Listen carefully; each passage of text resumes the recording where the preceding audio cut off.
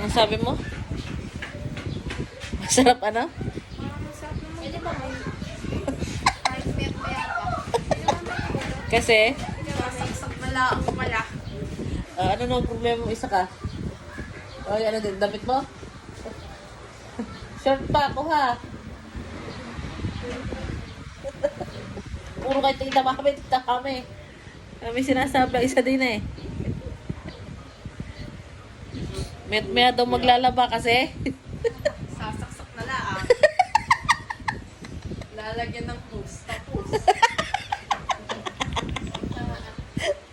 Ganun pala. Ayan na lang gamitin mo yan para gusto mo magbanlaw. Ayan na lang yan, yan. Utas. Kasi, kaya siya nasasarapan na rin ang gamit. Basta na lang isasampay. Oh, ay din eh.